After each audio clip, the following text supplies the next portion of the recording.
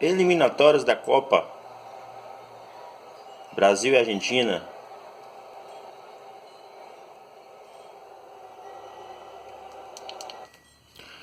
Um jogo marcado por confusão, confusão da torcida, confusão dos jogadores, pouco futebol, onde o Brasil perdeu de novo. O Brasil hoje quebrou mais um recorde. O Brasil nunca tinha perdido em casa pelas eliminatórias. Perdeu hoje. O Brasil vem de 3 derrotas consecutivas. O Brasil de Diniz, o dinizismo, segundo dizem. O Brasil perdeu para a Argentina, que jogou pouquíssima bola e ainda assim ganhou. Porque o Brasil teve chance de matar o jogo, mas não tem competência para isso. Os jogadores perdem gol assim na cara, fácil.